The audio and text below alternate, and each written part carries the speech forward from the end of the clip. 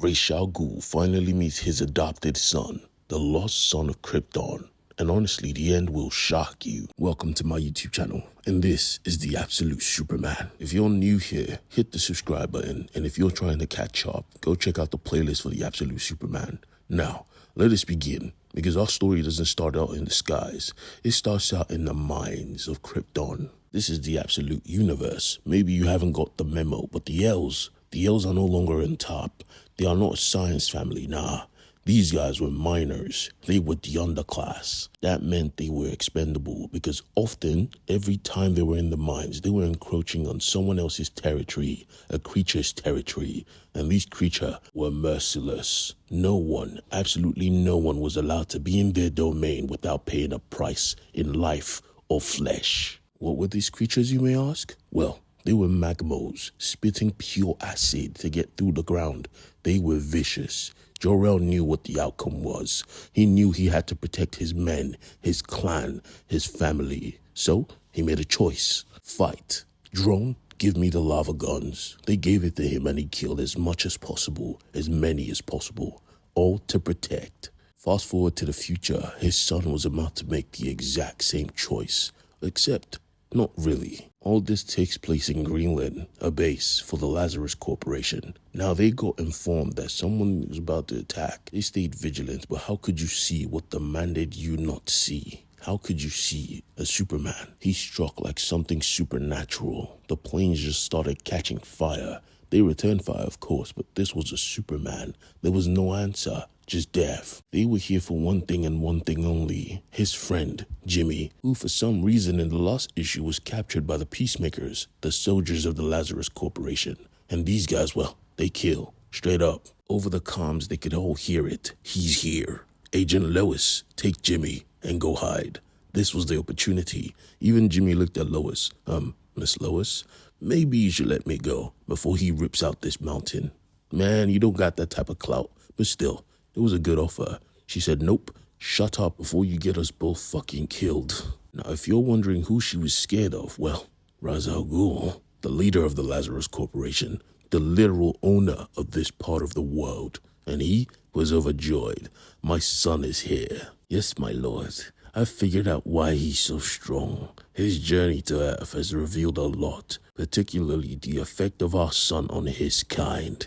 Truthfully, I brought him to this location, so he will be weak. The clouds cover the sun. The more he fights, the less energy he has. Weakness? I don't want him weak. The son of Ra's al Ghul cannot be weak. Apologies, my lord, but don't you seek to break this boy. Break? What the fuck are you talking about? That is a weird word to say for the strong. It only applies to weaker beings like you. Apologies, my lord. I meant no disrespect. Yup, Brainiac was a bitch. I want my boy whole. He is my heir, my son. Captain Smith, you will have the opportunity to prove yourself again. Yes, my lord, but may I speak freely? Can I be allowed to try? Last time I was controlled. Brainiac interjected, yes, you sought to kill him. The goal was control. Raz again responded, shut the fuck up, Brainiac. You take orders from me, Mr. Smith, no one else. Now take this bullet and go make your god proud. He took it with pride. While outside, well, the other Peacemakers were going crazy. They were killing anything that moved, including their own men. They were bloodthirsty, and so was Superman. Or so it seemed. Raz knew something was off. Please tell me he's killing them at least. Brainiac said, no, sir. Their vitals are still sound. He said, he needs motivation. Begin phase 2. Boom. A boom tube opened up. And if you know the boom tube, you know it's not a sign of good men. Regardless, the Omega Men showed up. And they were the renegades, the so-called rebellion. And they were a sign of good. So we think. Led by Primus herself, this was war. Kill everything in sight. Jimmy again said, Miss Lois, maybe you should let me go. I mean, this is our best chance to escape. Primus is right there. She could help us. Now, this was the last straw. Jimmy wasn't taking a hint, so she tossed him to the ground, pointed her gun to his temple. Did you not hear me? Shut the fuck up before you get us both killed. Don't talk again, or you be tasting your own teeth. I promise you. Someone interrupted their conversation. It was Smith. Ooh, Lois, I didn't know you had the fire in you. Don't worry, I'll be back. Let me take care of this thing. Now, it was quite apparent this brother was no more peacemaker. In this universe, he's technically a Tallow, because there is no force in this earth that should give you enough confidence to step into a cloud and fight with a god because you have a gun. That is idiotic. Regardless, that is exactly what the hell he did. He thought he was a god. He fought this guy in the clouds, crack-a-boom with every punch. Suddenly, in the next second, he came barreling down like a bullet. He was done. In the wreckage, he was a wreck. His body was in pieces. His gun was to his side. Jesus. Well, not quite.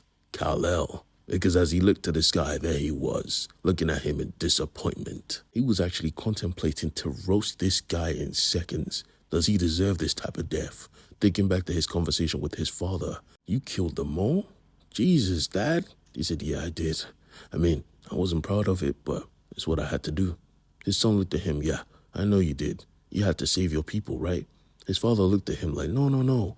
Don't get it wrong. Killing is not often the best choice, but it's the only choice to save your people. Look to the skies. Look to everything you can see and touch. I killed to protect. You will have to do the same someday, just like today.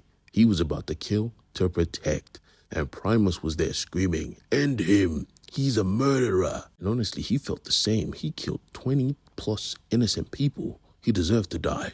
Primus got tired of waiting like, yeah, I'm gonna just split him in half myself. And he made his choice. He didn't kill him, of course. He killed her blade, and she was pissed off. You fucking coward. You ain't no Superman. You a super coward. Nah. You a bitch. From the back, someone screamed, hold your tongue, woman. That's my son. Ain't no heir of the dragon can be called a bitch. Lois, along with everybody here, was confused. Son? What the hell are you talking about? Even Mr. Smith was like, sir, could you just give me a moment to just let my shot off? I believe if I take this shot, my life will be different. I believe it's my destiny. Raz got in close. Oh, it is your destiny to be a lamb to slaughter. You were a sacrifice. He said, please, sir, my bullet. He said, okay, I'll give you your bullet. Headshot. But Kal-El said, nope, stop that bullet. What the fuck are you doing? He said, look at you, my boy. I could feel your rage from here. That rage I will use. We will use to change this world. That is what you want, right? I will help you. This must have been the last straw, because he looked at him dead in his eye. Stop calling me your son. Well, you are my son. At least you will be soon. Because at that moment he felt it. A sharp stab in his gut. Primus, what the fuck? She looked at him, shut up, kicked the shit out of Lois Lane, and in that moment she unleashed her full potential, killing all of her men, her own men. Kal wanted to help, he really did, but there was kryptonite in his back. He watched his so-called new father scream, that's it, I will teach you. Correction, we will teach you. Say hello to your baby brother, Talia. Yeah. Primus was Talia al Ghul, and she was a demon too.